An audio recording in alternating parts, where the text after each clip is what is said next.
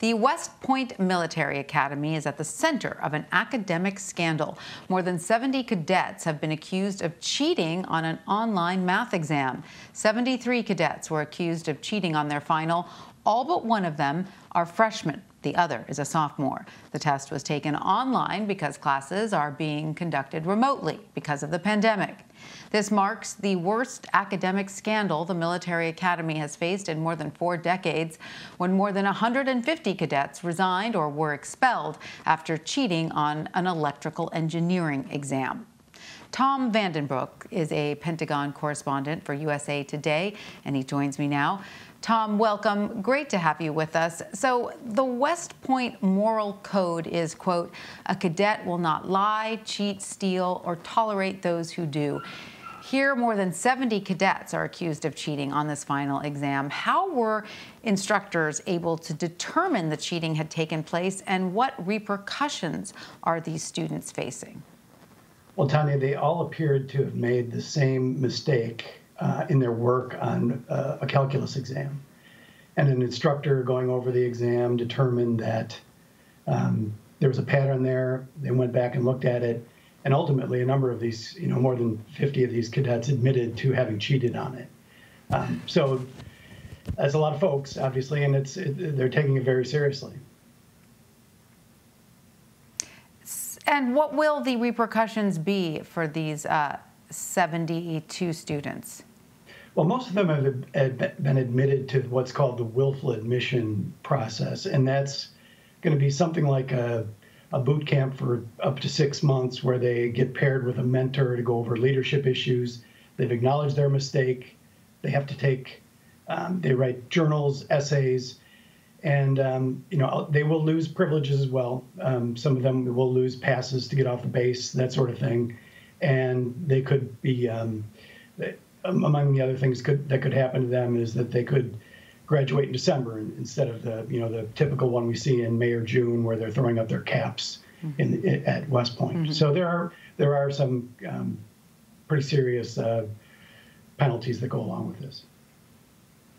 Does West Point operate on a sort of strike system, meaning, this happens once and you, admit to your wrongdoing and you try to make amends for it, but if it happens again or a third time, is that it? How many strikes do you get? Well, that's a good question. I did ask that yesterday when I talked to folks at West Point, and I think you pretty much are down to, in this program, if you make another mistake along the line, you likely are out. Certainly of this magnitude. I think that would be that would happen. And this does not clear their record as long as they're at West Point. When they go out to the regular Army as second lieutenants, when they graduate, it's not necessarily going to follow them there, but it does stay on their record while they're in school. Right. And so let's talk a little bit about how remote learning has enabled this type of behavior. I'm sure West Point is not the only institution dealing with this. Would this have been able to occur if the cadets had been in the classroom, for instance?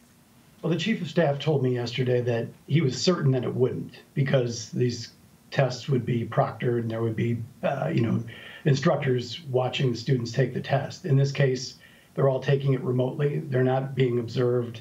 And they were able to, and they're not exactly telling us how they did it, because they want to make sure that they can, catch them in the future if this happens. But it would appear that there was some sort of social media group chat that they were involved in that allowed them to, share answers and in this case, share a wrong answer that tripped them up. Mm-hmm. So, according to your report, one West Point law professor said this is more than just a cheating scandal. It's a matter of national security. What was the point that he was trying to make? Well, this is Professor Tim Bakken, and he's a law professor at West Point. He's really concerned about this. It goes to the heart of the believability of the military. These are going to be military leaders in just a matter of a couple of years. Now, these are all but one a freshman. So it's going to take a few years before they become officers. But ultimately, West Point seeds the Army with leaders at all levels, all the way up to the chief of staff. And if you can't believe what they're saying because they're not trustworthy, that's what Professor Bakken was getting to. There, he was saying that you can't trust them to make decisions about going to war, whether we can trust them on whether wars should be fought, how they should be fought. And he goes so far as to say that the last 4 wars we've been in have not been won, or we haven't prevailed in some sense, because military leaders can't be trusted. Goes to the issue of trust, doesn't it? Well, Tom Vanden Brook, thank you so much for joining us. We appreciate your time. Thanks, Tanya.